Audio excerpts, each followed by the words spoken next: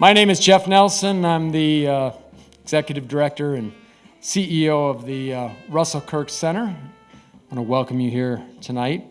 On behalf of the Russell Kirk Center, it is my pleasure to welcome you here to the second annual Richard D. McLellan Prizes. We'll open, as we ought, with an invocation and a pledge of allegiance. And to lead us in prayer, I invite Kayla Barsh to come. Kayla has visited the Kirk Center as a Woodhouse Fellow for the Fund for American Studies and as a Buckley Fellow for National Review. A Yale graduate, she currently works for a private foundation dedicated to revitalizing America's core principles, a mission she already advances with promise and sophistication. And she is a Krauthammer Fellow at the Tikva Fund. I'm going to invite you to stand and to remain standing for the pledge afterwards. But Kayla?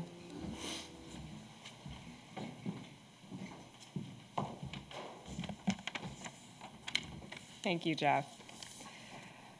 And let us begin in the name of the Father, and the Son, and the Holy Spirit. Amen. Dear Heavenly Father, we gather before you this evening in the spirit of gratitude. We are grateful for the ongoing work of the Russell Kirk Center in its mission to renew our culture, for the generosity of the center's supporters, and for the opportunity to spend an evening among friends old and new. As we celebrate tonight the voices that have advanced the freedom of speech in this nation, we are especially grateful for the freedoms we enjoy as Americans.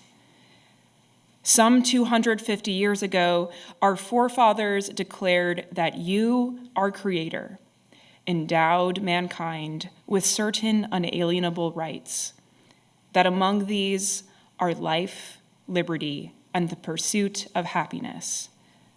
Remind us, O Lord, that this sacred liberty enshrined in our Constitution carries with it a sacred duty.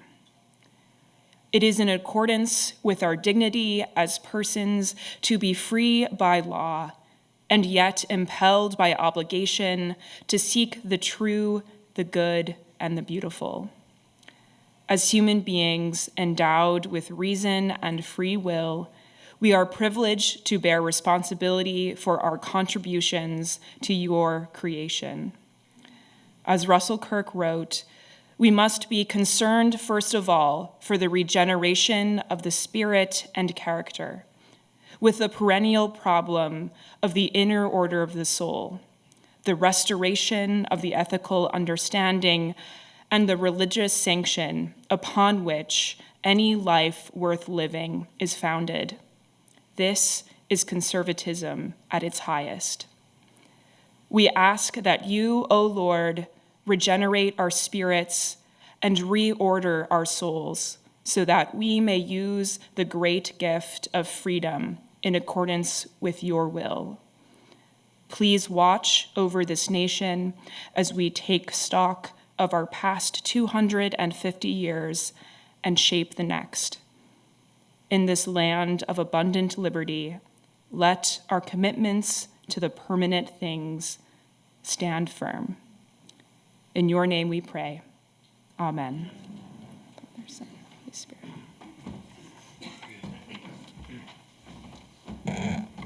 Thank you, Kayla. To lead us in the Pledge of Allegiance, we are fortunate to have with us tonight U.S. Representative John Molnar, who represents Michigan's 2nd Congressional District, also home to Mecosta and the Russell Kirk Center. Congressman Molnar Congressman Molnar is a member of the House Committee, the important House Committee on Appropriations, where he labors to keep the federal government accountable to taxpayers, and he also patriotically, let me emphasize, patriotically, serves as chairman of the House Select Committee on the strategic competition between the United States and the Chinese Communist Party. Congressman Molnar. Thank you, Jeff.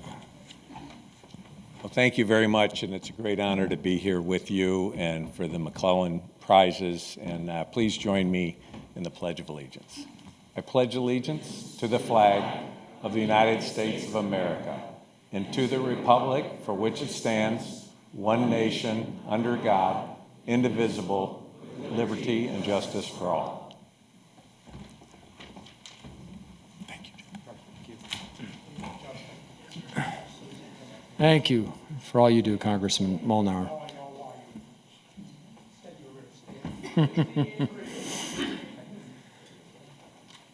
This evening, we will celebrate a cherished American liberty, the freedom of speech. And in particular, several people doing exceptional work defending and advancing it. Across the country, we all know, we see an erosion of confidence in open debate, a rising hostility to dissent, a reemergence of purveyors of grotesque conspiracies, and a growing tendency to punish rather than persuade. Yet the American experiment cannot survive without the courage to speak the truth, to disagree honorably, and to protect the rights of those with whom we differ. Free speech is not merely one liberty among many, it is a safeguard of our liberty. It is for this reason that we gather tonight for the second annual presentation of the Richard D. McLellan Prizes for Advancing Free Speech and Expression, and to honor Kristen Waggoner, whose leadership has strengthened the constitutional and moral foundation upon which a free and self-governing people depend. This evening's $50,000 grand prize, the largest award of its kind in the free speech movement, recognizes a leader whose work has preserved the principle that all Americans must be free to speak, believe, and live according to conscience. Kristen Waggoner's career exemplifies, as she often says, the golden rule of free speech. Treat speech you oppose with the same protection as the speech you support. Named for the Michigan attorney, Richard D. McLellan, whose prizes celebrate those who advance a free speech culture where open debate and civility and courage replace fear and ideological conformity. As Sir Roger Scruton, a friend of the Kirk Center to many of us here, wrote, "Free speech is not the cause of the tensions that divide us, but the only possible solution to them." At the Kirk Center, we hold that truth and freedom are allies, not adversaries. Russell Kirk taught that order and liberty grow together. The health of one depends on the health of the other. The McLellan Prizes renew that understanding and highlight the men and women who keep it alive in our law, our classrooms, and our culture. In the spirit of its namesake, the Russell Kirk Center continues through its more than 30 educational programs to renew the teaching of America's core ideas and institutions at a time when many citizens are poorly prepared to defend them. Our mission remains to cultivate an understanding of conservatism, not as an ideology, but as a disposition, one that is capacious, humane, and imaginative. We are dedicated to teaching each generation core conservative principles and traditions, such as enduring moral order and the role of religion and history, community and culture, prudence and statesmanship, private property, and the constitutional framework that sustains liberty. The ends of this education remain Platonic: wisdom and virtue. Through immersive programs at Piety Hill, online initiatives, and new publications, the Kirk Center, educates each generation in the enduring principles of ordered liberty. Participants consistently describe their time in Mecosta at the Kirk Center's growing village campus of 10 buildings as both intellectually invigorating and spiritually grounding. A place of reflection, fellowship, and intellectual growth. It is therefore fitting that we celebrate tonight someone who embodies these principles in public life. Kristen Waggoner, as president and CEO of Alliance Defending Freedom, has argued and won a lot, major cases before the Supreme Court that have reaffirmed free speech and religious liberty for all Americans. Her leadership reminds us that the defense of conscience is the defense of civilization itself. Her work reflects moral courage joined with intellectual clarity, the virtues without which the First Amendment becomes a mere slogan rather than a living principle. For that reason, the Russell Kirk Center is honored to present her with the Richard D. McLellan Prize for advancing free speech and expression. We are also grateful.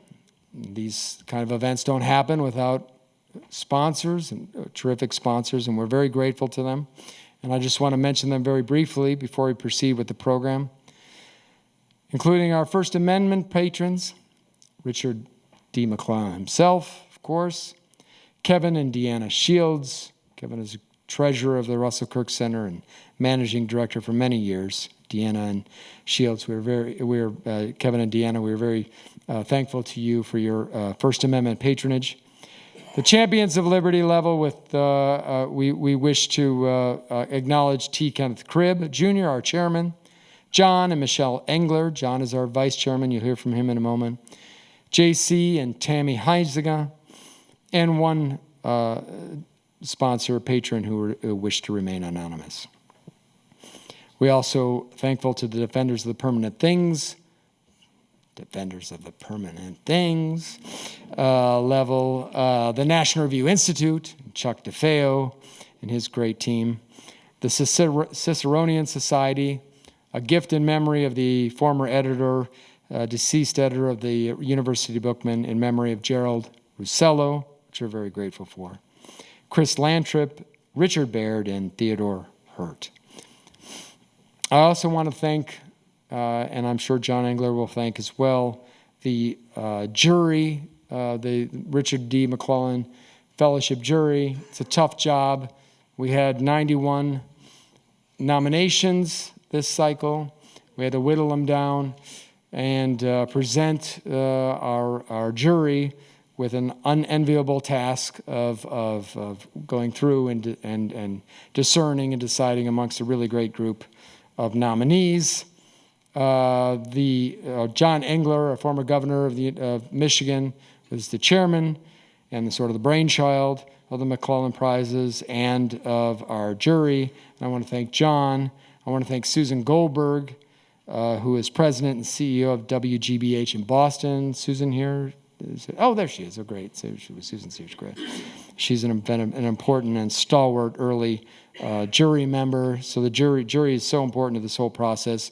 You'll hear from Judge James Ho soon on the program, but Jim has been, was again, one of the very earliest, I think the earliest person I met in Dallas and asked to come on board with a very new program called the McLellan Prizes for Free Speech and Expression. And Jim was so enthusiastic and supportive, has been a mentor to me and to the whole team and jury. And so I'm very grateful for your participation and your here tonight. Heather McDonald, who I think a lot of you read and know, and somebody tonight said he was even a fanboy of Heather McDonald's. I don't know. She's, of course, a New York Times bestseller and a fellow at the Manhattan Institute. And Jim Stoner, who I want to mention will be the host of our panel later in the evening. Not that much later, don't worry. A panel discussion on the challenges and prospects for free speech. So Jim is here tonight. And Roger Ream, who is president of the Fund for American Studies, who was stalwart and a great friend to the Kirk Center, who brings, as you heard tonight with Kayla Barch, his wonderful fellowship program to the Kirk Center each year, and has otherwise been a friend to us, and was grateful. I was grateful to him this cycle in particular for stepping in and helping us go through our nominations. So I want to thanks to all of you for being part of this work and for joining us in recognizing this year's honorees. It's now my pleasure, before I move on with the rest of the program, to introduce former Michigan Governor John Engler to continue this evening's program and to present the namesake of this program, Richard D. McLellan, or the namesake of this evening's program, is actually with us tonight. And John's going to tell us a little bit about that, and we'll show you a little something more. But from John, I'll turn it over to you.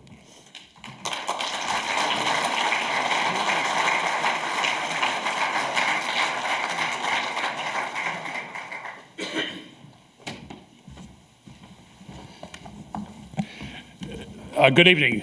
Jeff was just checking. I had a knee replaced 3 weeks ago yesterday, so I'm doing pretty well. And I am delighted that you're all here. And I'm especially delighted that Michelle and I can be here with you. So this is just a special evening for the Englers, but it's a special evening for the Kirk Center. And I want to be very brief because we've got a nice program and we've got some wonderful recognitions that will follow here in just a few moments. But I do want to, as Jeff said, introduce the man whose generosity who became the benefactor for the McLellan Prizes for advancing free speech and expression, and that's Richard D. McLellan. And Richard is here tonight. And Richard, thank you very much. He's in the front row over here. Thank you very, very much. So his history is one I'm quite familiar with, and a long, distinguished career in the law. One of the leading attorneys in the state of Michigan, one of the experts in the country on legislative and I guess executive functioning.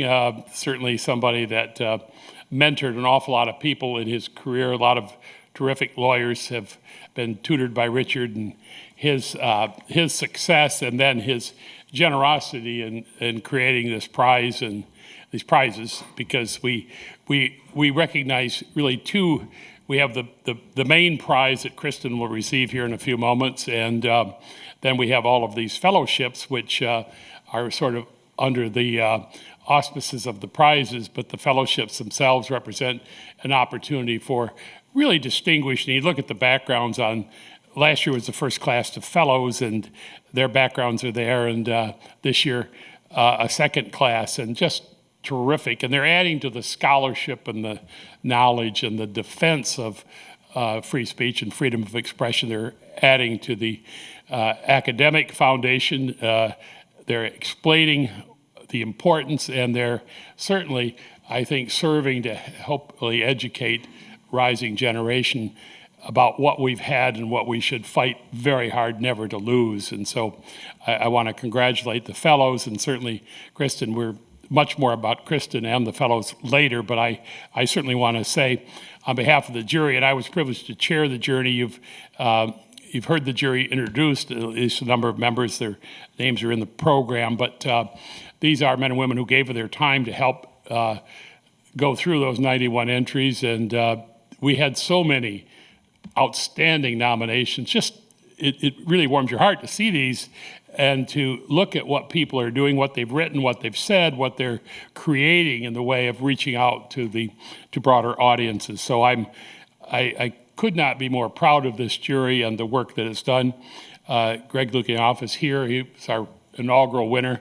It was actually 2 years ago in Washington where we announced the creation of the McLellan Prizes. So last year in Grand Rapids, when Greg was awarded the first inaugural prize, that was our first prize. Kristen will become our second prize winner, and this is something in perpetuity we hope is going to continue to rise in terms of significance and importance and send a signal across the country that we're grateful for the leadership that has been shown by Greg, by Kristen, by men and women that they work with. They're in both of their cases involved with organizations that have a reach that really multiplies their ability to lead in their approach to defending and advancing free speech and expression. So, Greg, congratulations last year. Kristen, congratulations this year. To the jury, thanks for another job, very well done. And I also want to mention the Kirk Center board because Jeff is very modest. He is the leader of the Kirk Center. Jeff and Cecilia Kirk Nelson are two terrific individuals, and they're up in the ancestral stomping grounds of Russell Kirk up in Mecosta, Michigan. As was mentioned, John Molinar's current congressional district, my old state Senate district in many years past, but that Kirk compound that's up there now is a source of great intellectual fervor and great, I think, activity on behalf of many valuable things. And at a time when society and politics seem to be endlessly tougher and coarser, we've got, I think, the writings of Russell Kirk and the legacy of Mr. Kirk to fall back on and to educate people about what it means to have a civil society, what it means to have an approach that, while trying to make things better, doesn't completely try to discard and diminish and almost dispense with the past. And so Kirk and his legacy and the Kirk Center, which does such a beautiful job of continuing that. And to two other couples that I want to mention, or two other persons, I guess. One's a couple, Dick and Effie Hayworth, who are themselves now funders of fellowships, and to Mickey Shapiro, again, a little bit of the biography of the Hayworths and of Mickey are contained in the folders if you pick those up on the way in. But the Hayworths have been strong supporters of the Kirk Center for a lot of years.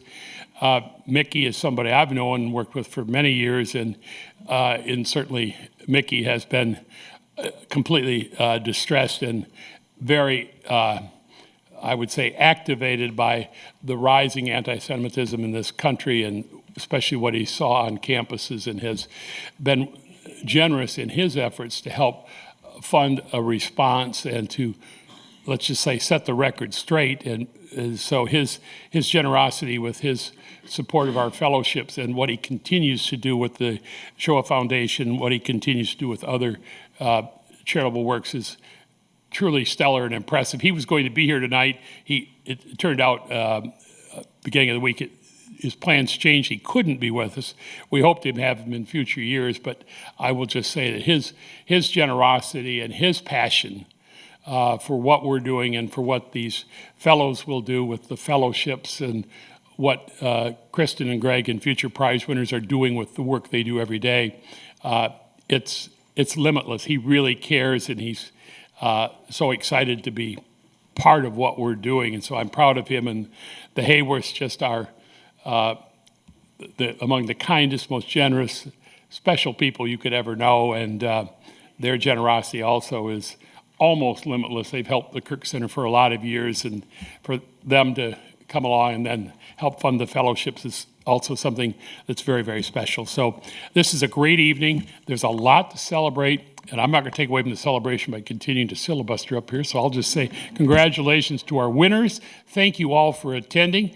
Next year, 250th anniversary, we're trying to think, okay, the third prize and what goes with that. So Stay tuned, maybe bigger and better even next year, but the third McLellan Prize will be handed out, be more fellowships and even maybe more activities surrounding this, because what we're doing is important to our nation, it's important to the world, and I congratulate everybody who's played a role in it. I'm proud of you, and I'm certainly, Michelle and I are very, very proud to be a little part of this as well. So thank you for being here. And Jeff, I'll turn it back to you. Actually, we're going to turn it back to film. We're going to go to film first here. And this is a little bit of a background on Richard, just talking about where this prize came from and what he was thinking about that helped him make this decision and become as generous as he's been with this prize. So let's roll the film, and then we'll go to some presentations in a few moments. Thank you very much.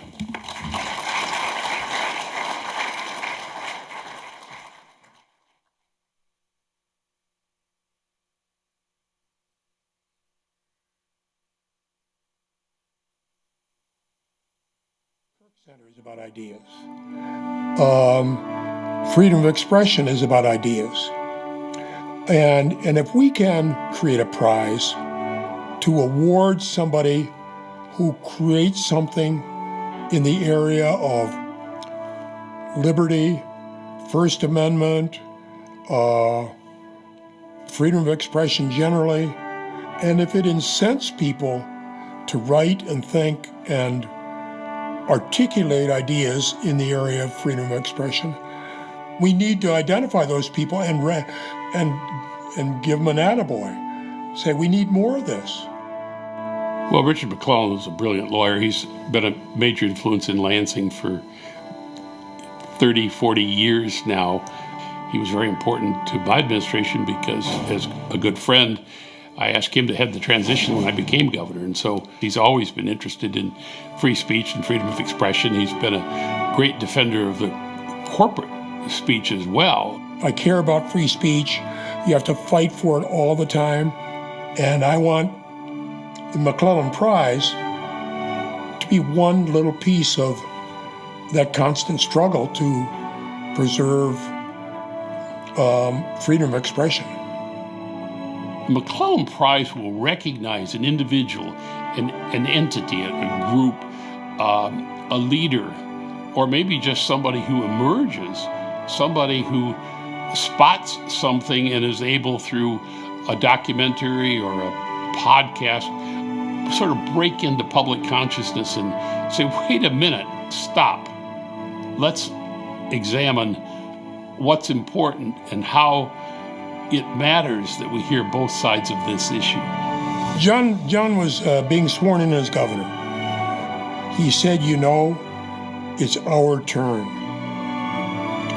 That was the most powerful statements he could make, because he said, it's our turn. I'm taking the responsibility. So hopefully there's another group of people that say, this guy named Richard McLellan, he's long gone, but he was committed to freedom of expression. So am I, and I'm going to do my part. It's my turn. Everyone is excited about what the McLellan Prize is going to represent, the history that it's going to make, the fellowships that will come as a result also of the McLellan gift. And you start to see where the Kirk Center, based on the legacy of Russell Kirk, is going to have a lasting impact. It's going to be far beyond Mecosta, Michigan, far beyond that library, which is the repository of all of Russell's books and research and writings. It will be the largest prize of its kind in the history that we've had, and it will be something that I think will grow in renown. And I think at some point that the winners of that prize, that's going to really be an assembly of some important people in American history.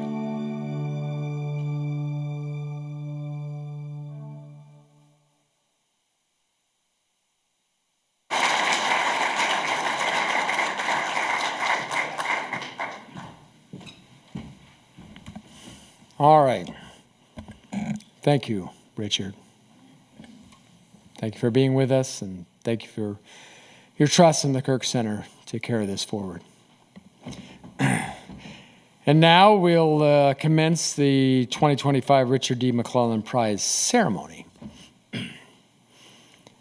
As part of our Richard D. McLellan Prizes for advancing free speech, the Russell Kirk Center was pleased to announce this fall, as John mentioned, that two prominent businessmen and philanthropists, Michigan's Dick and Effie Hayworth and Mickey Shapiro, have established two distinct annual fellowships in their name of $12,500 for scholars or journalists pursuing important writing, research, or new media projects advancing America's free speech tradition. As you can see, I have a whole stack of introductions and awards up here. I feel like the world's most polite auctioneer. I've been told to keep introductions brief, so if anyone not named Kristen Waggoner doesn't get the glowing praise you deserve, just know it was amazing in the versions that I had to cut. But you can refer to the flyers in your bags for more information on the fellowship winners. So it is an honor to count Mickey Shapiro and the Hayworths as friends and exemplars of the Russell Kirk Center's Freedom of Speech program. And so we'll begin tonight by acknowledging our fellows. Please welcome, to begin, our first Dick and Effie Hayworth Fellow, Free Speech Fellow for 2024 and 25, Josiah Joner. Josiah Joner studied economics at Stanford University, where he served as the 68th editor-in-chief of the Stanford Review, very important publication. For his Hayworth Fellowship, Josiah is currently working on a project about free speech and censorship at Stanford and beyond. And yes, free speech at Stanford is what experts call a challenging research environment. Josiah.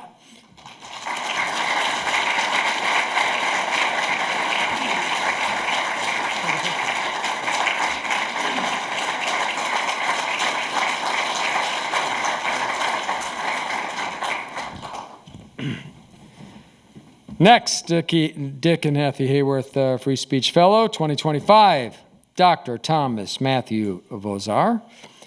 Thomas Matthew Vozar is an assistant professor of humanities at the University of Florida's Hamilton School for Classical and Civic Education, where he teaches courses on great books and Western civilization. For his Hayworth Fellowship, Dr. Vozar will work on a book project entitled Liberty to Know, Areopagitica, the First Amendment, and the Anglo-American free speech tradition. That book will examine how John Milton, we all chanted. I'm glad to know when you hear Areopagitica, you start cheering. This is a very erudite group, yeah. That book will examine how John Milton's famous defense of free press emerged and how it helped shape the modern free speech tradition in Britain and America. I look forward to learning more about that myself. So, Dr. Vozar.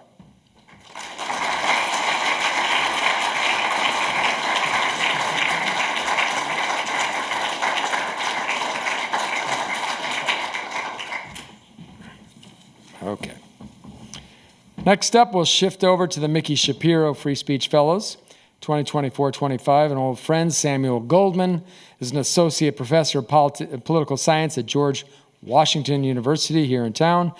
For his Shapiro Fellowship, Dr. Goldman is working on a book about the earliest thinkers in the post-war American conservative movement and their writings and debates on higher education.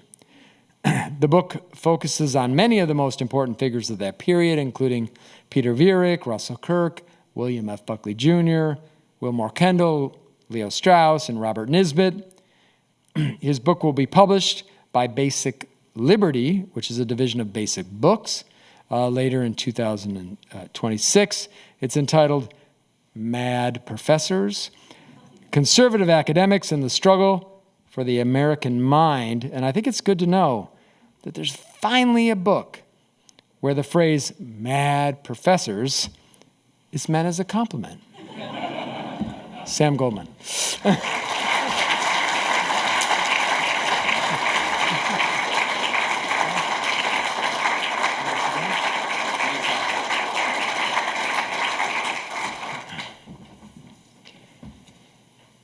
Next, Mickey Shapiro Free Speech Fellow, as we move along here, 2025, is Dr. Luke Sheehan, an associate professor of political science at Duquesne University, and a senior affiliate in the program for research on religion in the urban civil society. Did I got that right? Urban civil society at the University of Pennsylvania.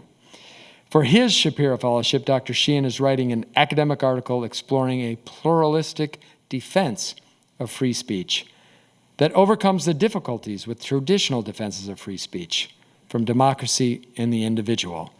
Dr. Sheehan.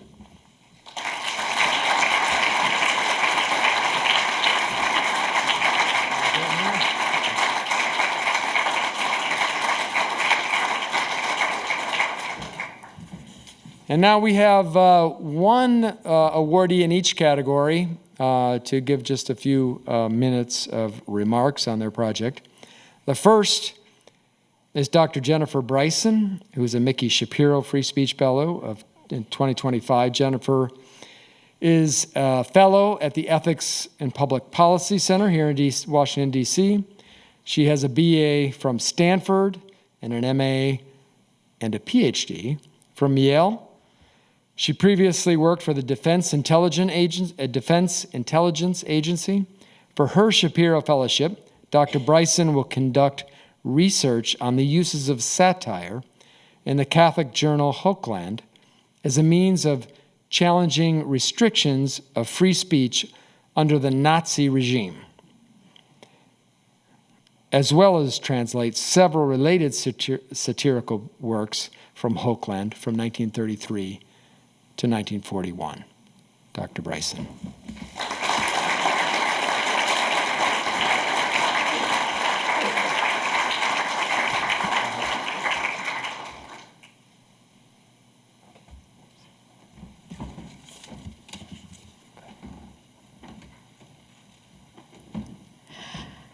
I'm delighted for the opportunity to do this research, so I thank the supporters of this great program and to get to share with you just a little about it. The journal Hochland was a Catholic cultural journal, and it was a hub of the intellectual resistance among Catholics against the Nazis. And I'm going to be looking at several pieces they published of satire at a time when the pressure on them was getting tighter and tighter and tighter until the Nazis finally banned the journal. And tonight I want to share with you just one of those that will be the center of my project.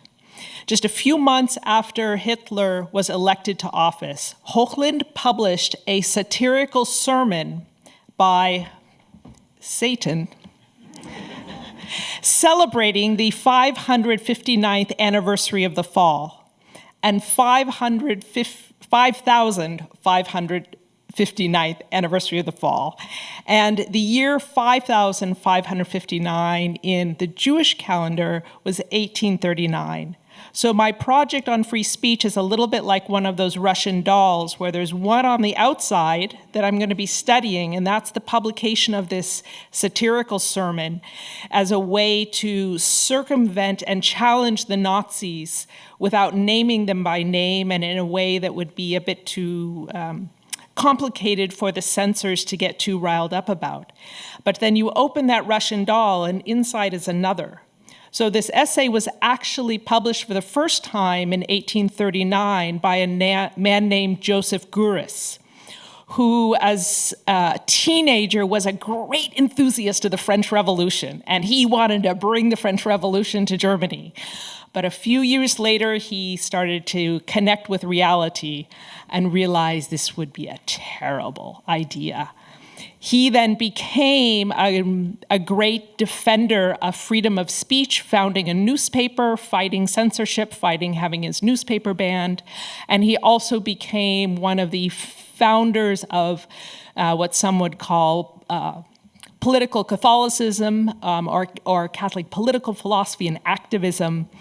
And thanks to the Hochland Journal and its audience knowing something about history, publishing an essay by Joseph Gouris in 1933 was like putting up a bunch of semaphore flags that others wouldn't figure out. But the readers who knew who Joseph Gouris was knew that this was signaling we're going to have to fight. And we're not going to stop. And we're going to need the fighters for freedom of speech, which Joseph Gouris was famous for.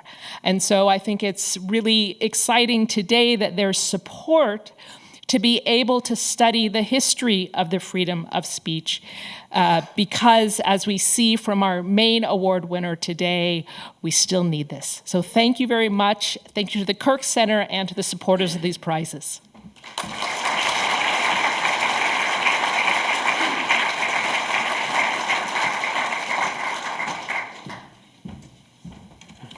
Thank you, Jennifer. All right, our final Free Speech Fellow, Peter Bonilla, is the Dick and Effie Hayworth Free Speech Fellow, 2025.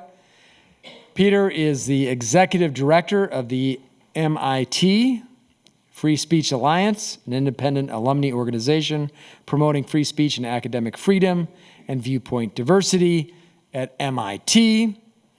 I told Peter today that the reception, I said, man, that's just MIT Free Speech Alliance. It's so impressive. That's great. He said, and Peter said, yeah, it does sound impressive. And it's great for me because I get all the cred of MIT without actually having graduated from MIT. So good for Peter for keeping it real.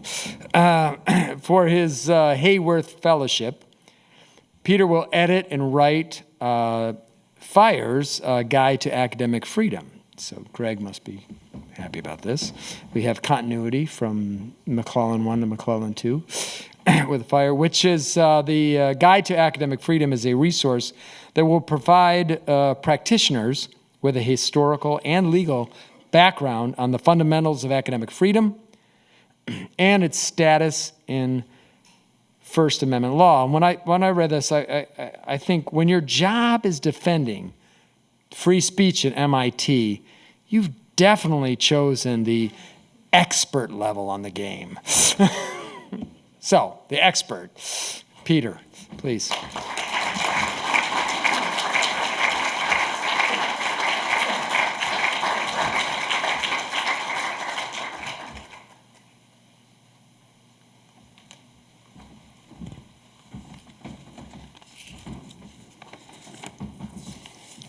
Gosh, after hearing Dr. Bryson's project description, I feel a little bit like that guy in the Doonesbury comic writing his report on Our Friend the Beaver, if you remember that comic. But thank you, Jeff, for that warm introduction. And to start, I want to thank first Dick and Effie Hayworth for sponsoring this prize, and also to congratulate my fellow Hayworth Fellowship winners, Josiah Joner and Thomas Vozar.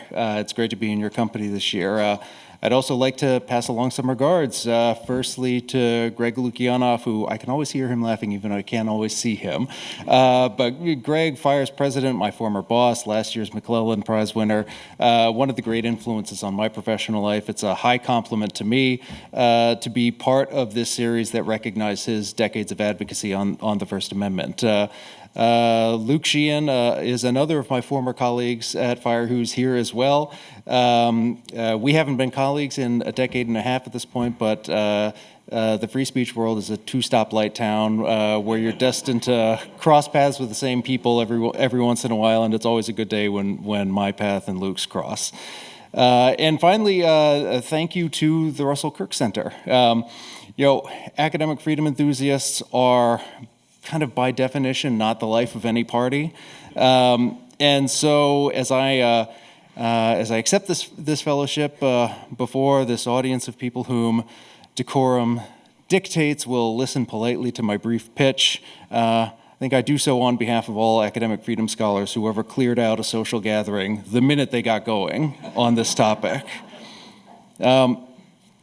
I'm not a conservative, and I don't believe academic freedom is a conservative value, and nonetheless, I feel completely at ease accepting this award from the Russell Kirk Center, the cradle of the conservative intellectual movement. And I say this for two reasons.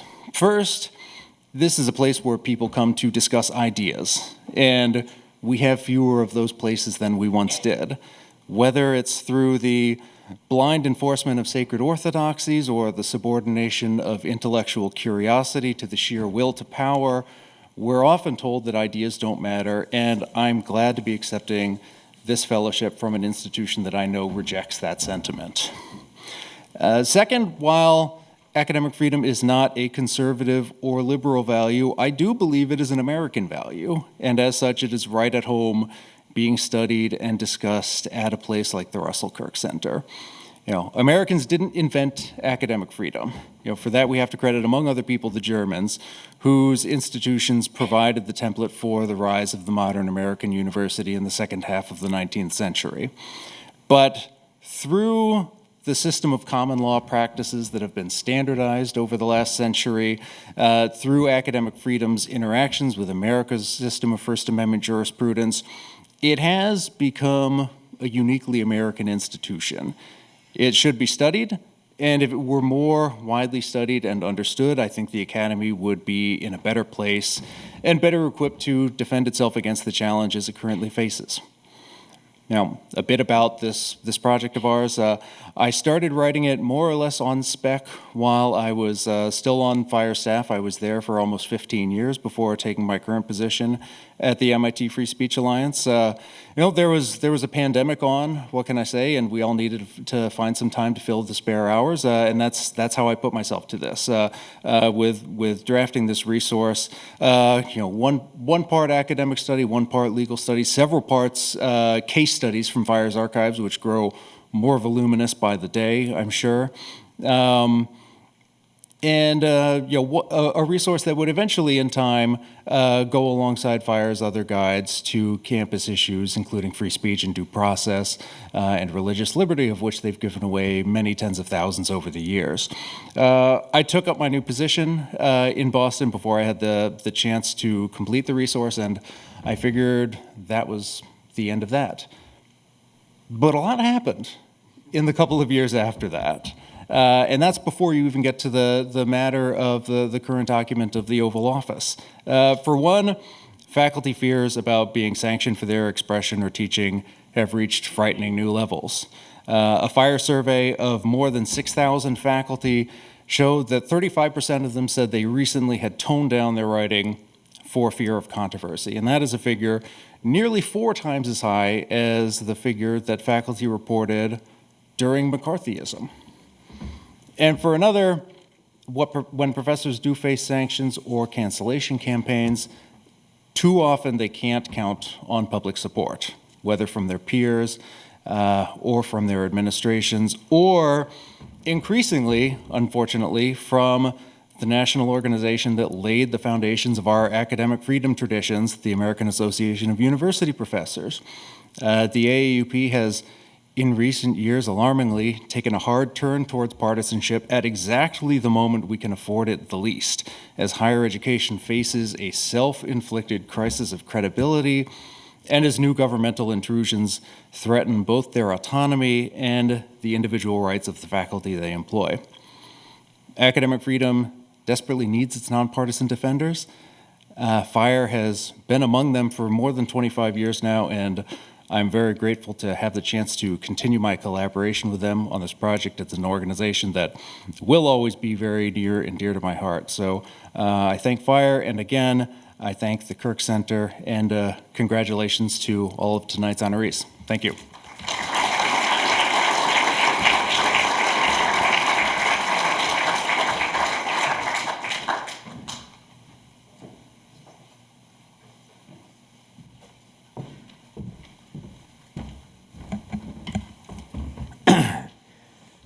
Now we turn to the main prize, the final leg of the evening.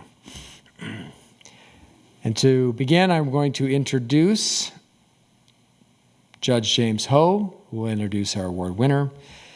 Judge Ho is a United States Circuit Judge on the United States Court of Appeals for the Fifth Circuit, appointed by President Donald Trump in 2018.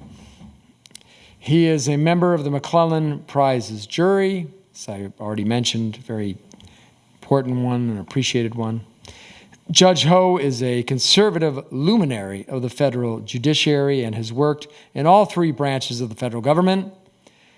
After graduating from Stanford and the University of Chicago Law School, he clerked for Justice Thomas on the United States Supreme Court. He also worked for the Department of Justice under George W. Bush and for the Senate Judiciary Committee under Senator Cornyn of Texas. He later represented the Lone Star State before the Supreme Court as a Solicitor General of Texas. Judge Ho has distinguished himself as a champion for the First Amendment.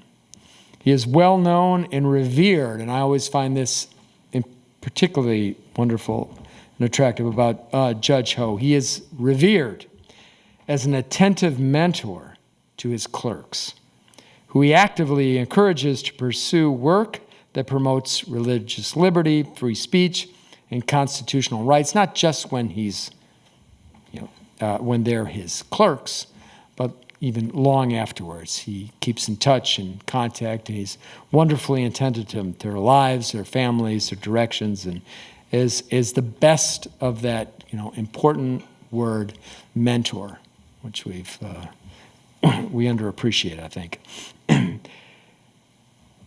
Now, Judge Ho has distinguished himself, as I mentioned, as a champion for the First Amendment. And as he approaches today, I just should say that we decided against an oversized cardboard check for Kristen Waggoner. I know I grew up with Good Housekeeping. I know some of you did. I never liked it then. I think this is good progressivism to move beyond that. We've instead arranged for direct deposit of $50,000, people, $50,000. To be deposited as directed by Kristen Waggoner and as of today. So with that, I will turn the program over to Judge Ho.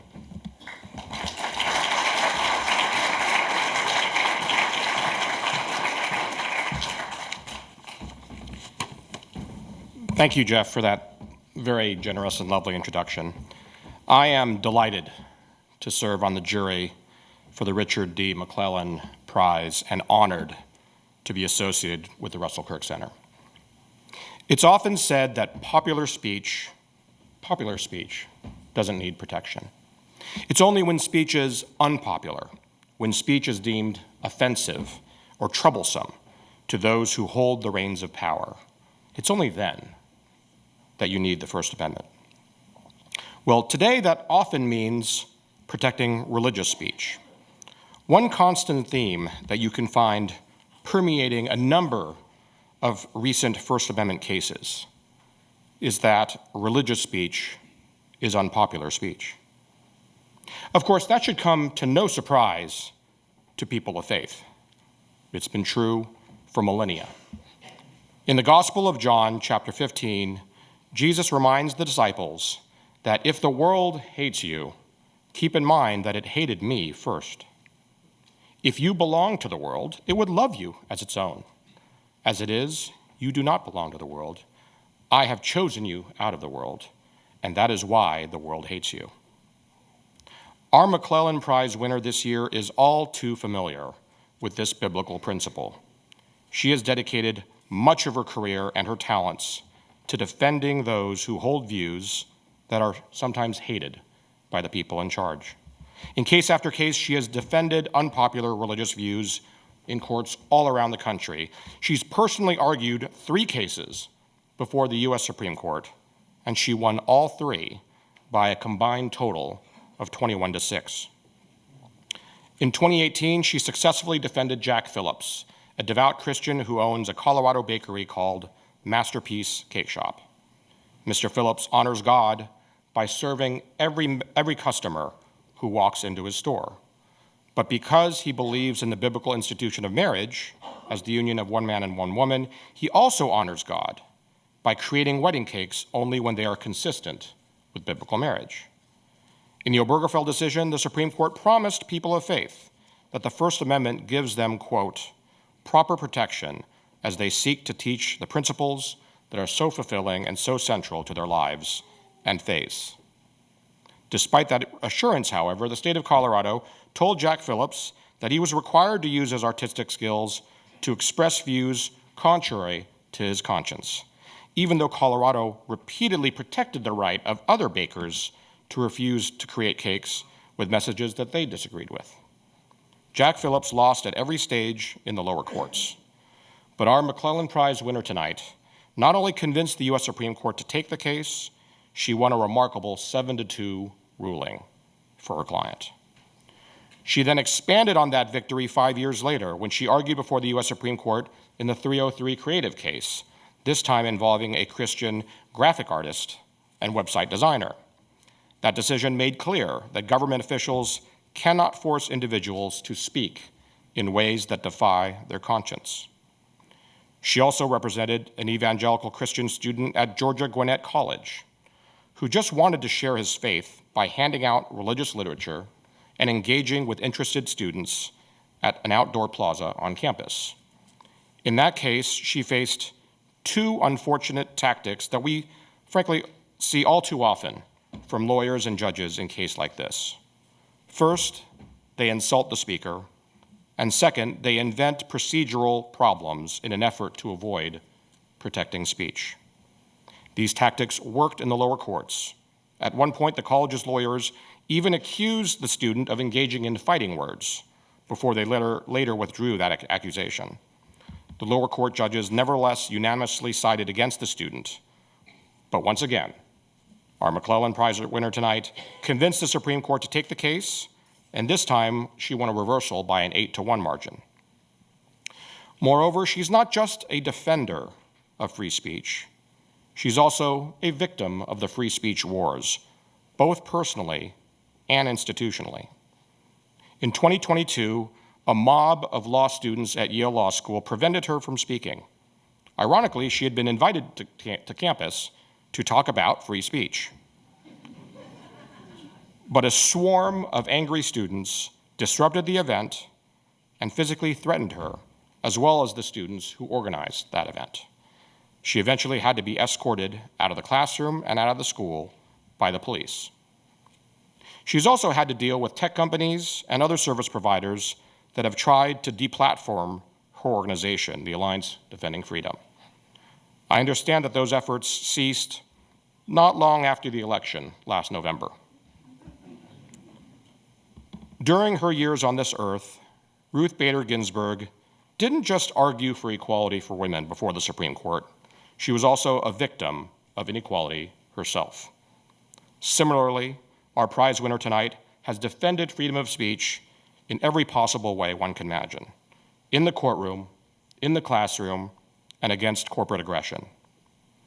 So you might say that she is the Ruth Bader Ginsburg of the First Amendment.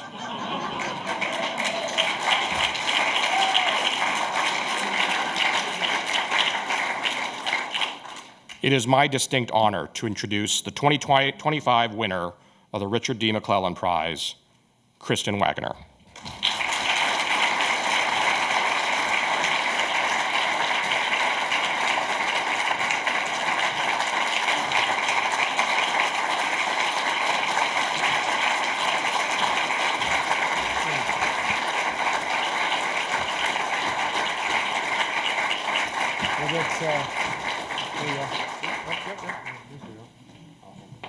The slow one's getting here, so. All right, can you move slightly, just slightly move over.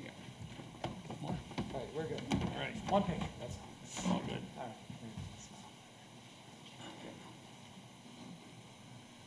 Congratulations.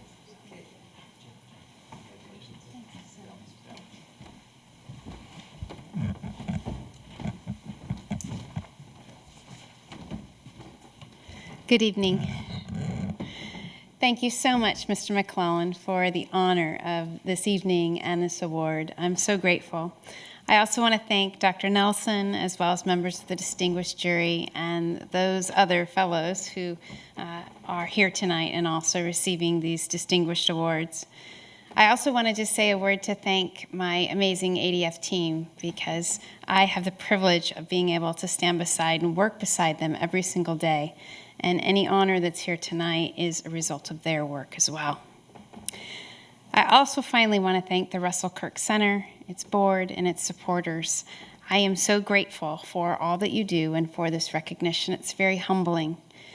But most importantly, I want to express my deep gratitude for your ongoing investment in promoting, advancing, and teaching the permanent things to the next generation.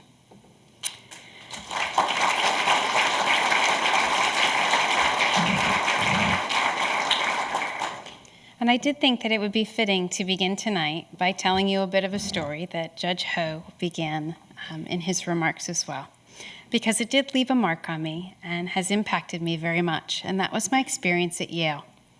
3 years ago, I spoke at Yale Law School alongside the leader of the American Humanist Association. We were there to model what it looked like for a liberal atheist and a conservative Christian to agree on the importance of free speech, and also model how we disagreed on pretty much everything else. As the students piled into the room, I noticed signs immediately that were attacking ADF and were attacking me personally.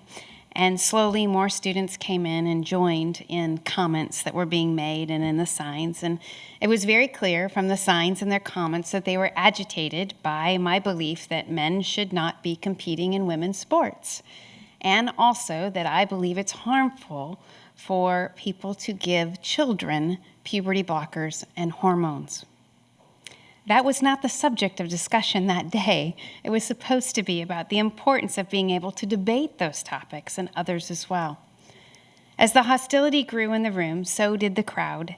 And out of the 150 or so students, there were about 120 that began to chant, to pound loudly on the walls, and to hurl obscenities at me, as well as those who were there with me. But they were primarily directed at me. The hostility grew and the noise grew so loud that it even disturbed the nearby classes, the exams, as well as faculty meetings, many of which had to be actually dismissed completely and canceled. So as I was sitting there waiting to take my turn to speak and the event was going to begin, someone passed me a folded piece of paper in that moment. I didn't see who it was, but I have to tell you now, I can say that my legs were shaking under that table. My hands were shaking and my heart was pounding, and I was afraid. And I hadn't ever experienced that before in that way. I was having trouble concentrating and thinking about what I was going to say, how I was going to address it, what the chaos was that was going on, and what was becoming a significantly volatile situation, one in which I was the primary target. So I opened up that folded piece of paper, and it was a typewritten note with no signature on it. And it had Jesus' words, not ironically, from John 15. We didn't plan this tonight. If the world hates you, understand that it hated me first. As it is, you do not belong to the world, but I have chosen you out of the world. And underneath that scripture, it said, keep the faith, good luck. I have to tell you that in that moment, I felt an unusual peace in my heart. As I stood to share the message, the students were still screaming the obscenities. They were still pounding on the walls. They were blocking the exits and the doors. But that scripture and that voice turned my heart to a different place. And I found myself thinking and praying throughout those moments, help them to see your love, God. Help them to see your light. Help them to see your truth in me. Don't let me be the obstacle here. And I don't know if they actually did see that day, but I do know that my fear subsided, and I felt great compassion for those students in that moment. Even when we were escorted out by the police into the back of a patrol car, the first and last time I hope to be in one. A patrol car that in that moment had to actually be driven up on the sidewalk as close to the building as possible. I still think a lot about that day, as you can tell I'm sharing now, but I also think about it because I think it's instructive of the current moment. We're living in a moment where it's reported that about 1/3 of college students say that it's acceptable to use violence to stop speech and ideas that you dislike. A moment when censorship has reached a tipping point in America and around the world. But tonight I want to remind you it's also a moment of responsibility and calling, not just to defend speech for speech's sake, but to use it to share truth and to encourage virtue. And I respect that there are people in this room that see this responsibility differently than I do. There are many philosophical and political viewpoints that are represented here tonight. And that's true on the jury prize as well. I think of my friend Nadine Strassen. She and I are on very different sides of the political spectrum, yet we are deeply aligned on defending each other's right to be able to speak freely. The diversity that we have in this room is something that we should celebrate. Because you see, we can debate all day long about whether speech is an intrinsic good or an instrumental one. We can talk about where the line should fall on access to pornography, on incitement or obscenity. But the simple fact that we are able to have those conversations, those can only happen in a culture that aims to protect speech.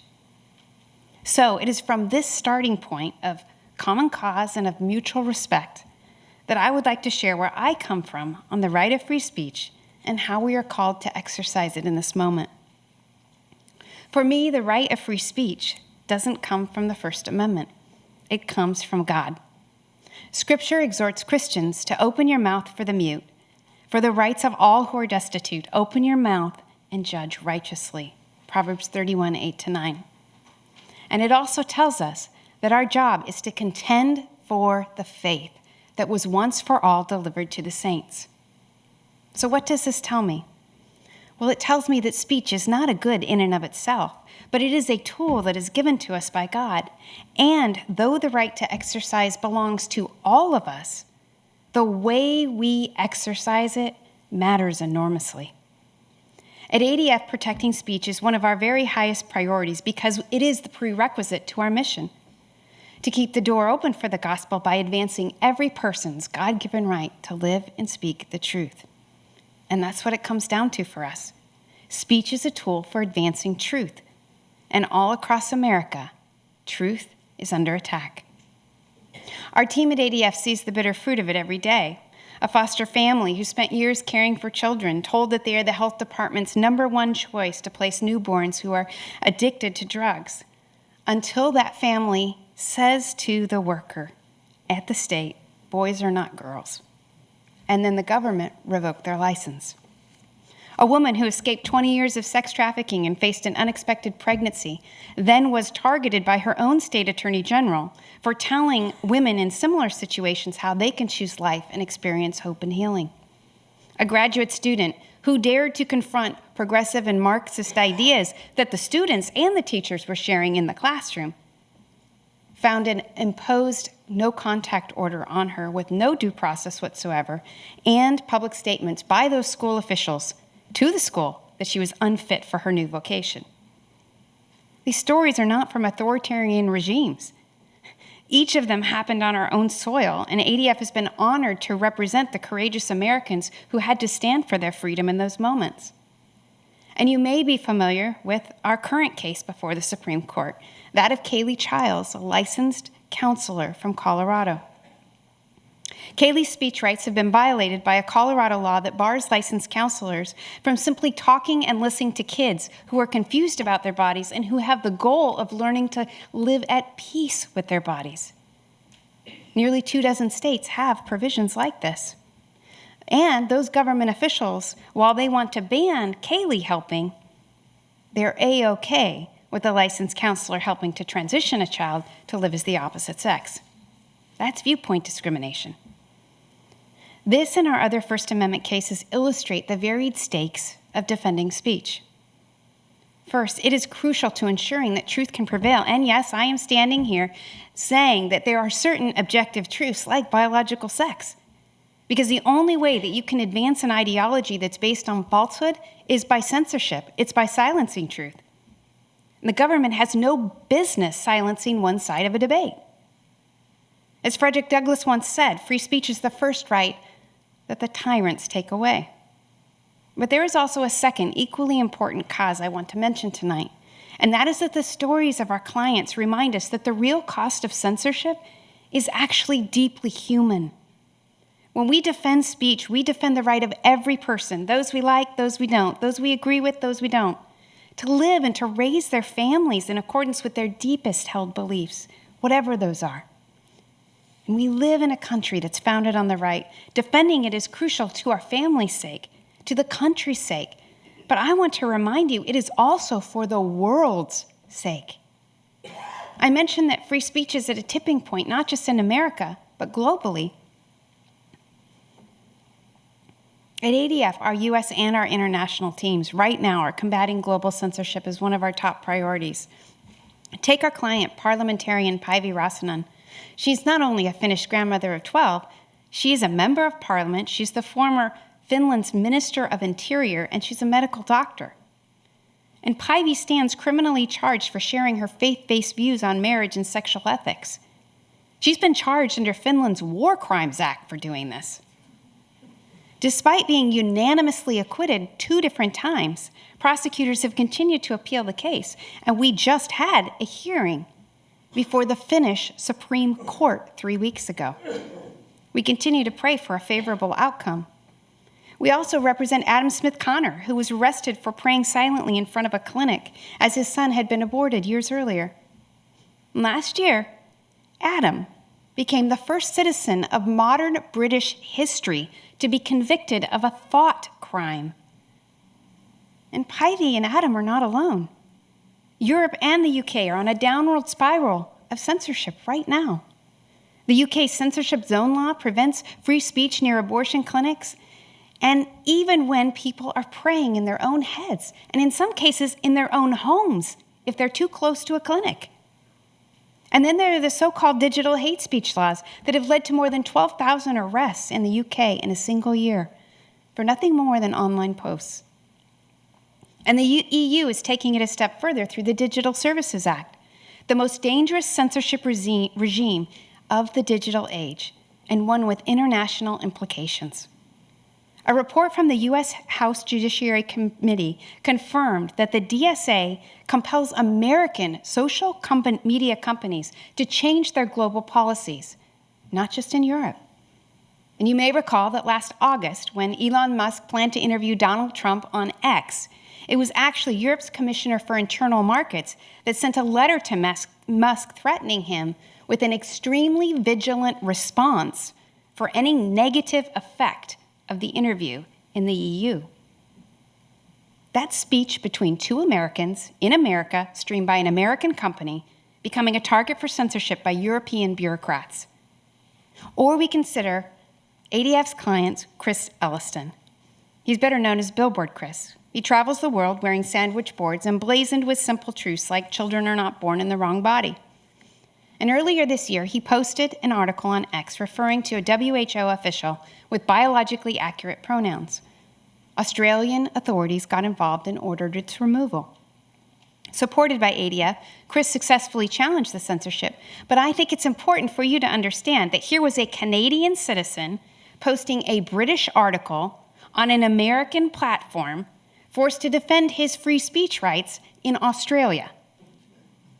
In our digital age, censorship anywhere has become a threat to free speech everywhere.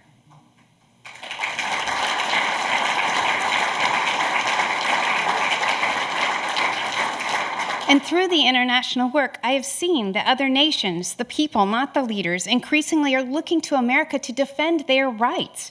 And so we may ask ourselves, well, where should they look? Should we look to Brussels? Should we look to London? America is the last best hope for free speech. There is no other Western nation that is carrying this torch with us right now.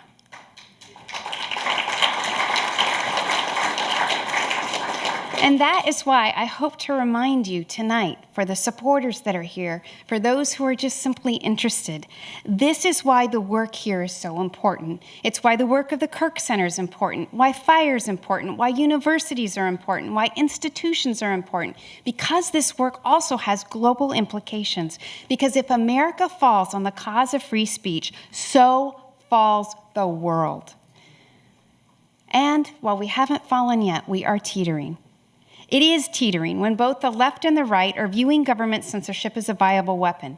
It is teetering when younger generations are increasingly labeling speech as violence and then using that speech to justify real violence. But in fighting this battle, I want to submit tonight to you that combating censorship is only a half measure. Because when it comes to censorship or speech, we don't just have censorship problems, we have a virtue problem. It is not enough to protect words when our younger generation considers it virtuous to carve words onto assassins' bullets.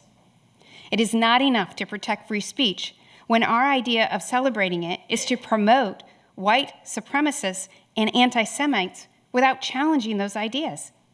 And it is not enough to teach our children about the value of debate, the importance of civility, or the genius of the First Amendment if we do not also help them understand between good ideas and bad ones, and that confronting bad ideas is a noble cause worthy of sacrifice. This is why we have a dual responsibility, to stand for the right of free speech while also standing for speech that is right. One doesn't preclude the other.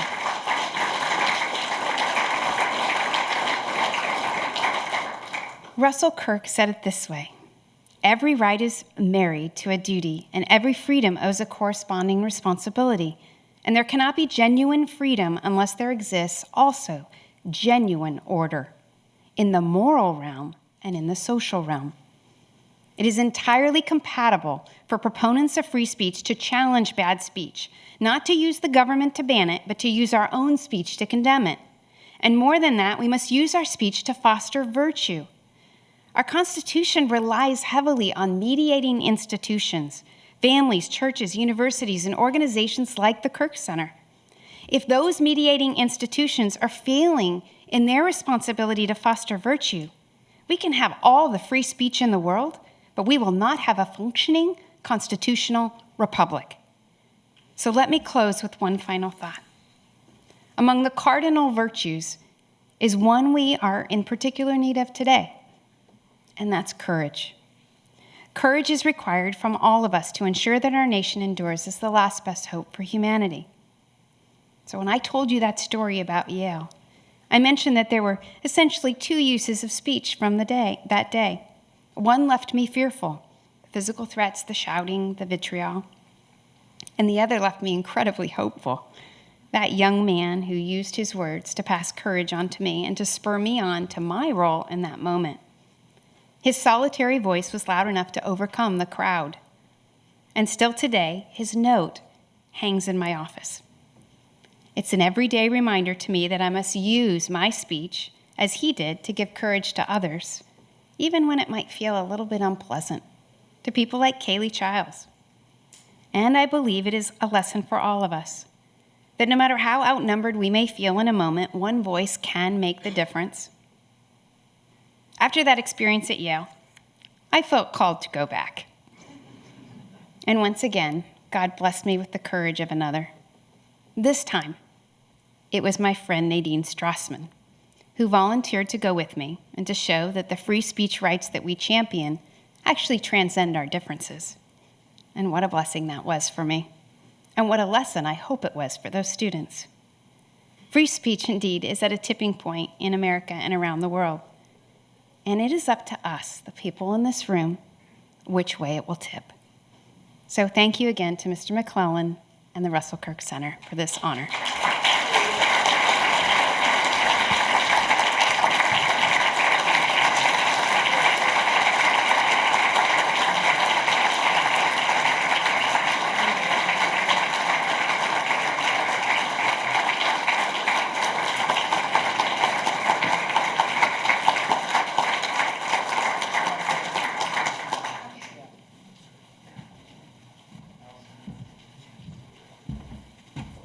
You want to take some of that? You want to take Yeah, we're good.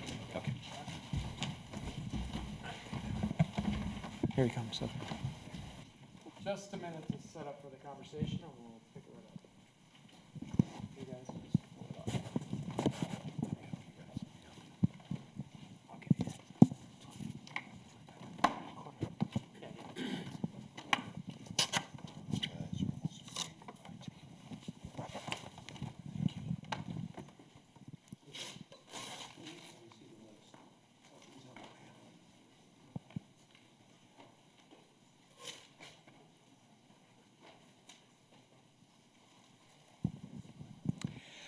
The National Press Club is, of course, the most professional at moving things and setting it back up, so it's good to have some stars.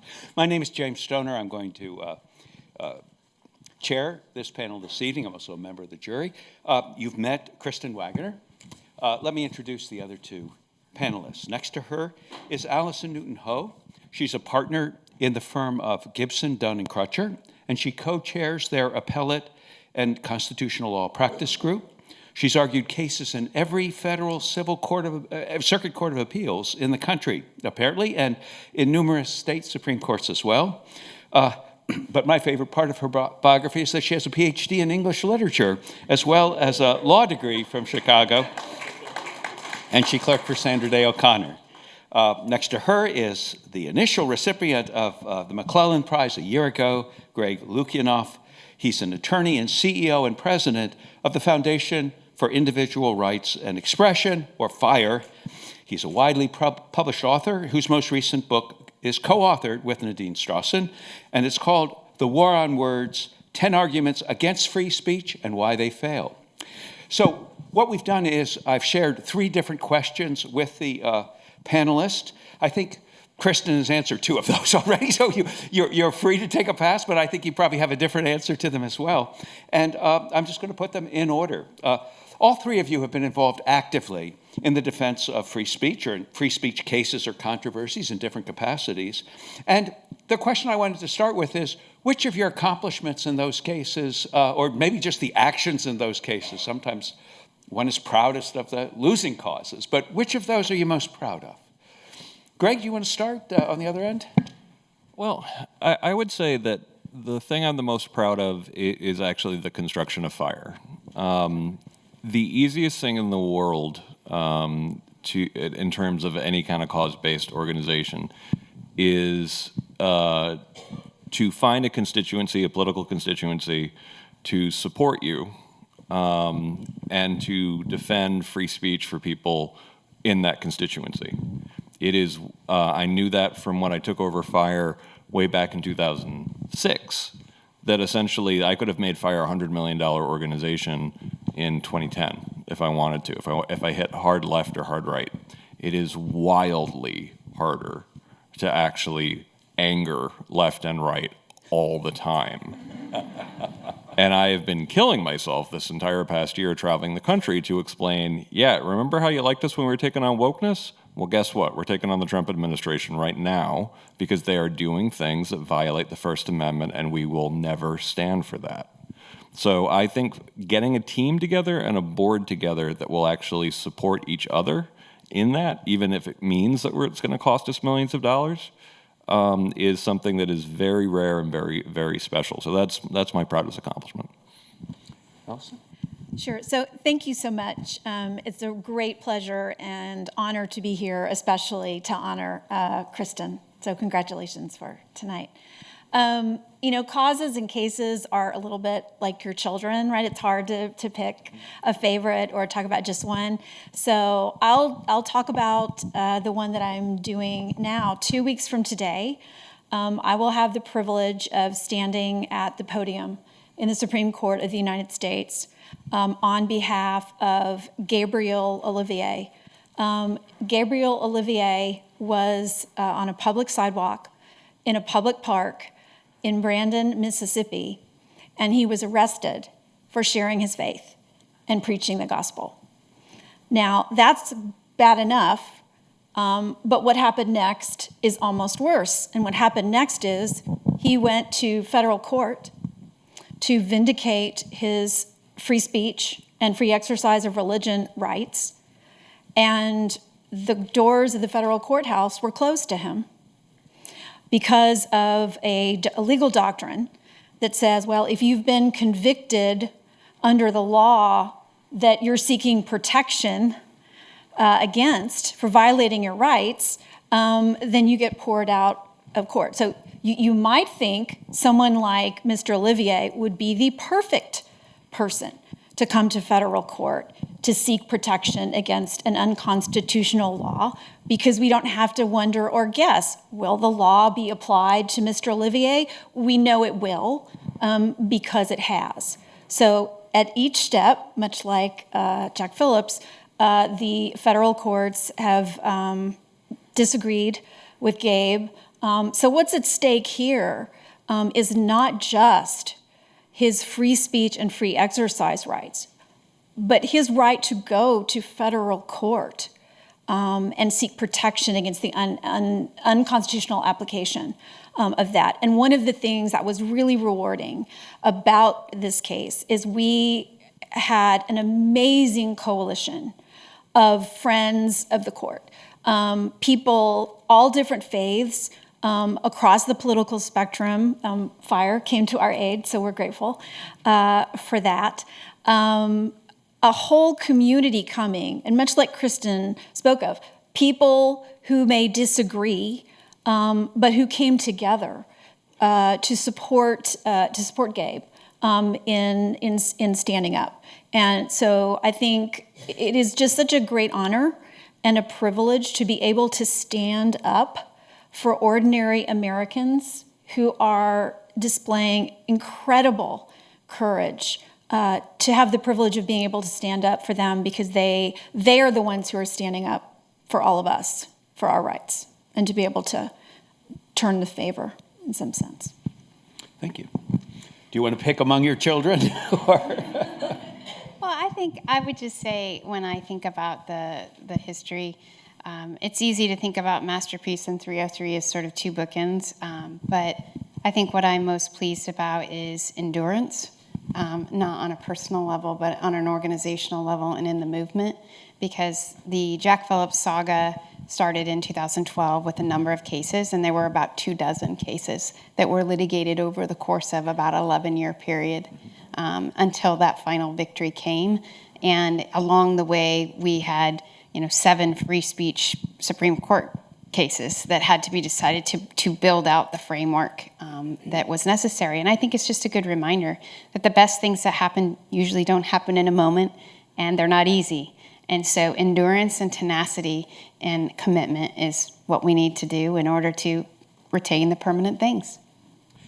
Sometimes the critics of free speech present it as just performative, that both sides get to say their part, but nobody really listens to each other. And so my second question to you is, can you think of an instance where either in a case you were involved in or an issue you were involved in, or maybe just in a forum that you were part of the audience of, or maybe a debater in, you ever changed your mind as a result of someone speaking freely and powerfully about an issue that maybe you went in thinking it was settled? I mean, all the time. One of the central. I come at free speech from a different kind of perspective, and I come at very much from like an epistemological standpoint. That essentially none of us are all that clever. Truth is hard to know. And that essentially we do actually try to practice that kind of like intellectual humility at Fire, all the time. So I'm constantly, realizing, oh wow, I was really wrong about that, huh? And we actually practice within Fire. Like we're very good at admitting we were wrong or stupid about something like within the organization, and that we actually made a wrong call, and we have a lot of grace around that. But there was one powerful thing watching.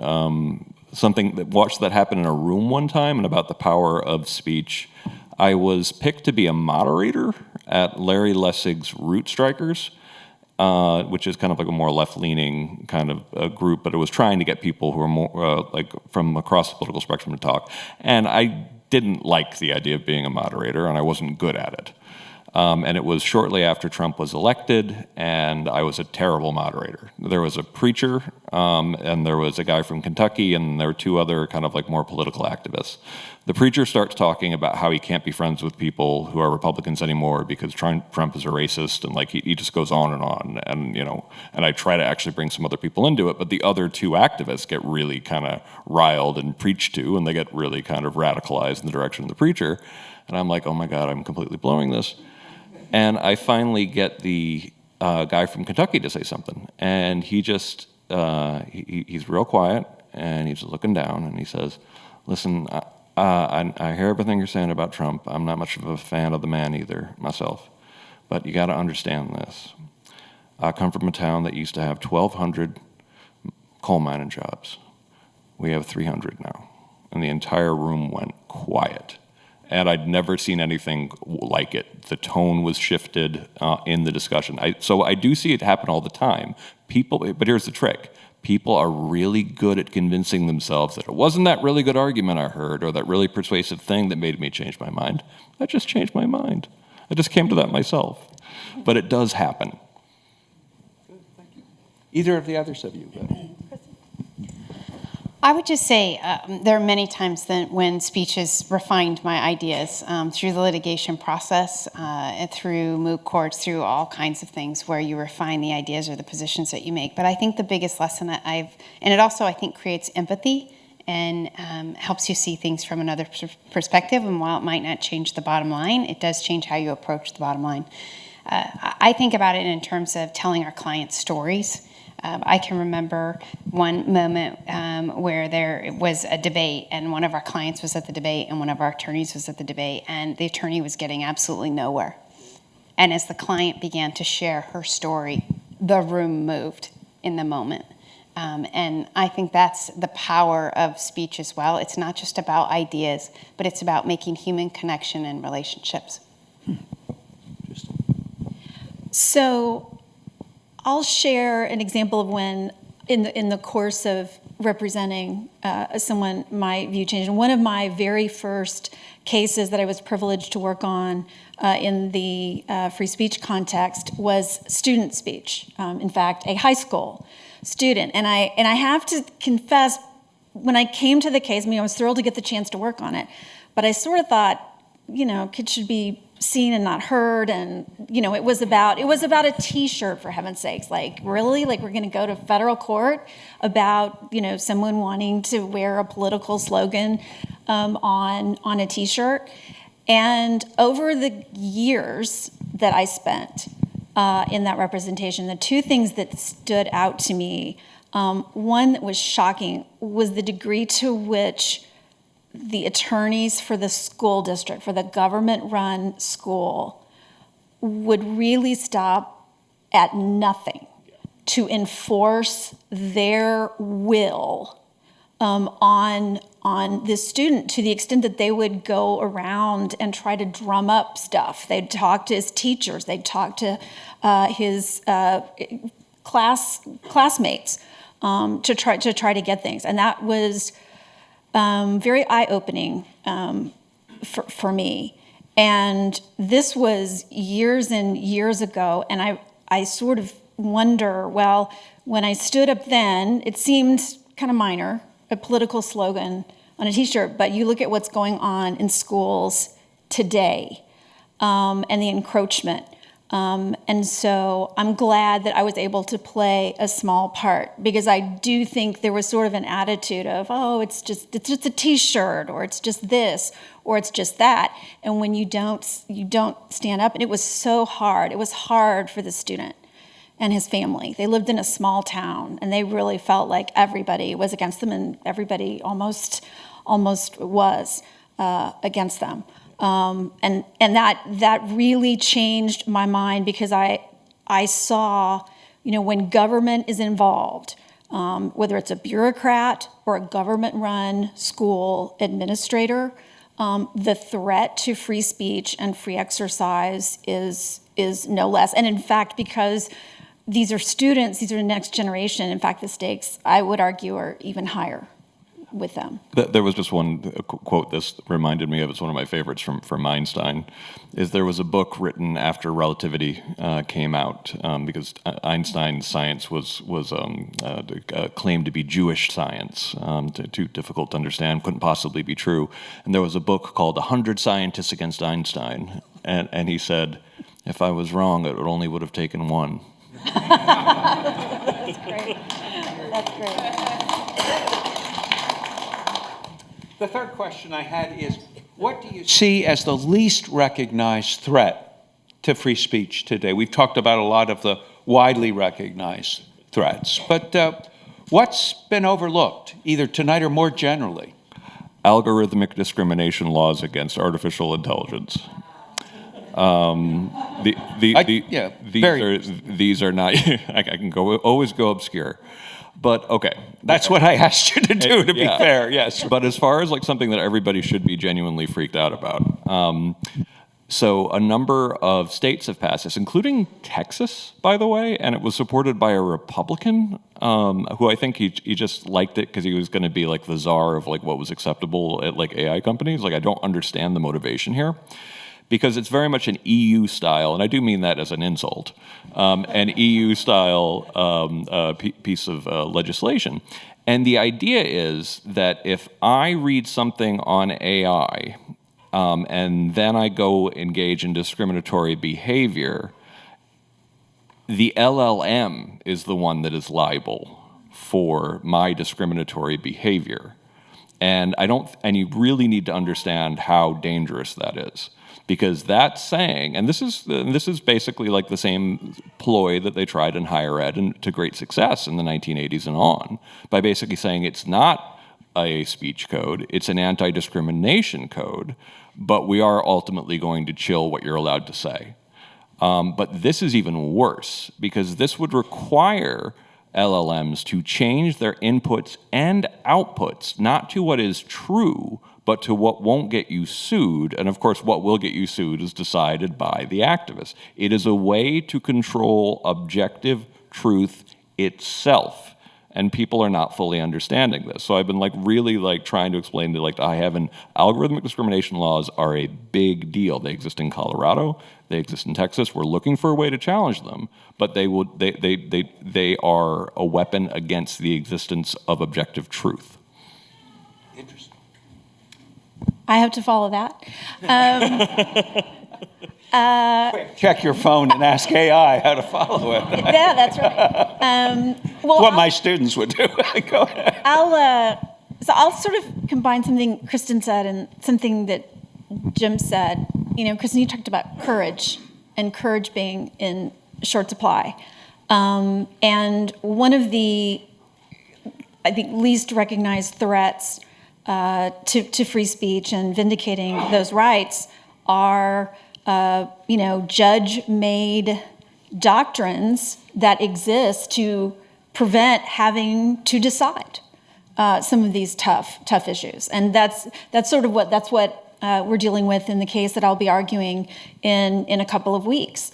It's a legal doctrine that keeps plaintiffs like Gabe Olivier from vindicating his rights, and you might think, not only is he the perfect person to vindicate the right, but what happens when the very people who stand up, exercise their free speech rights, are punished for it, and are then told, no, you can't even go to federal court to seek to vindicate it?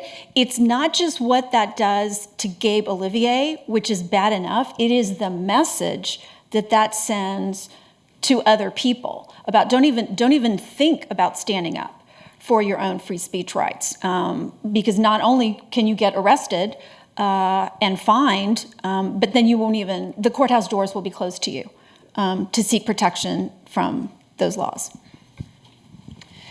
And I would also probably point to artificial intelligence. I love it. I think it's great. I'm excited about it. I don't want to imply otherwise.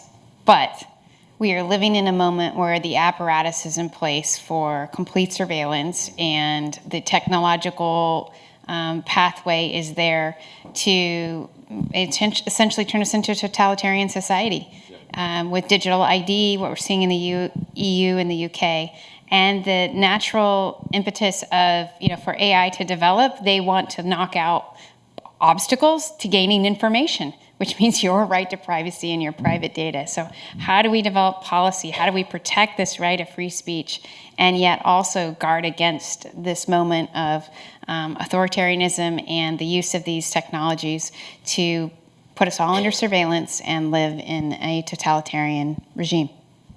So your question, I said I had 3 questions, and now I've thought of one more, and we have just a few minutes, I think, Jeff. So let me put this one to you spontaneously, as it were, and that is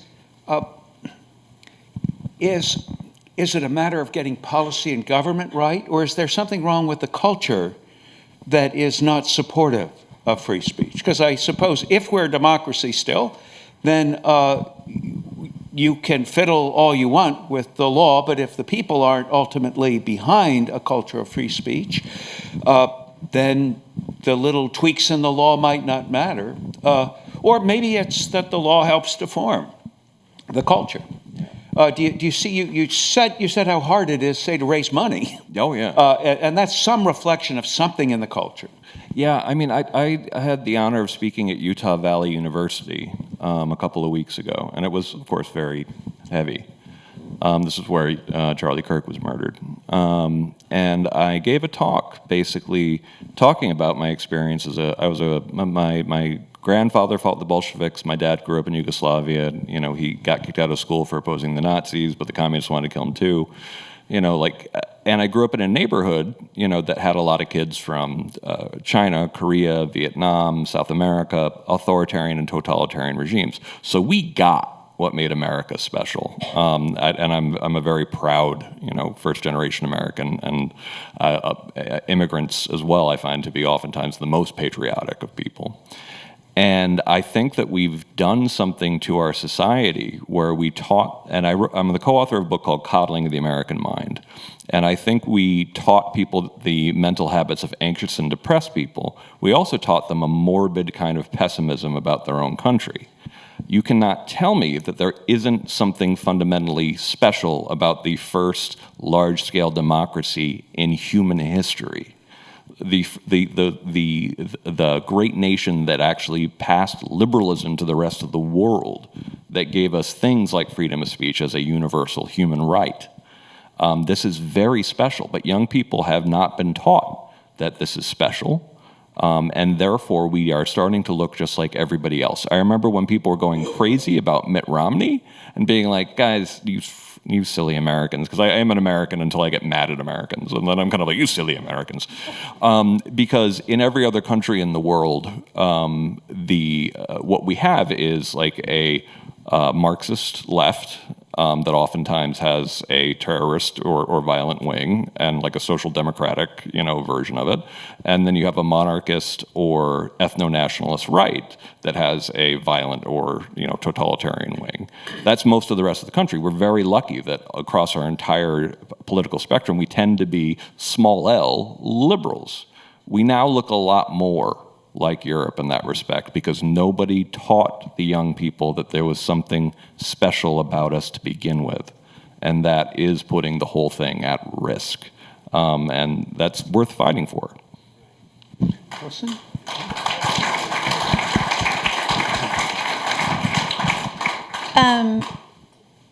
Well, to quote Forrest Gump, it's both, right? It's you can't fix one without fixing the other. And I, as the mother of 2 children, it weighs really heavily on me, what you said about exceptionalism, American exceptionalism. And I find myself thinking more and more about, not about, the school that they'll get into or the profession that they will be, but so that they will become a man and a woman of courage, who will stand up. Because I do believe we are living in a time where the process is the punishment in so many areas. And the boot comes down, and the message is not just to the person on whose neck it is. It is, the message, right, is to everybody. If you stand up, this is what will happen to you. I think Jack Phillips is, how many years, Kristen, how many years now? And it's not over. How many years? 2012, we won in December of 2024, the last case, hopefully. Okay. I mean, you're right, it might not be over, but. Right? So, I mean, that is, even as we cherish the country that we're living in, we have such an obligation to stand up for it. And to encourage others and to recognize that it's hard. I was at the University of Michigan Law School earlier last week, and one of the things I said to the students gathering there was I apologized on behalf of my generation because we're the adults. You know, where were the adults when you were at Yale? Kristen, Well, they were actually in the room. Right? I mean, the associate dean was in the room. Right? Again, She didn't do anything. Again, where were the adults? Right? And so we've ceded, and you know, now it falls to us to help make sure that the next generation will succeed where we've failed, and to hope that they learn that, you know, appeasement never works. It never, ever works. And courage is hard, and we have to admit that it's hard and agree that it's hard, and then do the hard thing. Kristen, it's only appropriate that you have the last word. Well, I would just say that with courage has to come sacrifice, and we don't like that. And I think that, the number of times over the last 12 years where people have had their rights violated and have been unwilling to speak up in the moment, to put their head up. And not even their own rights, but their neighbors or someone else's. They will not stand for their neighbor because they don't want to pay a price for doing that. And that's why we're in the moment that we're in. It's because we're unwilling to sacrifice. So I think that when you talk about law, culture, law, yes, it's both. But it also means that each of us has a lane to play. This isn't in the lawyer's backyard anymore. This is in the corporate boardroom space. This is in everyone here that has an occupation. And even if you don't, and your occupation is to stay at home and raise your kids, you sure better have those conversations at the table about what sacrifice means and what is right and wrong. Thank you. Please join me in thanking the panelists.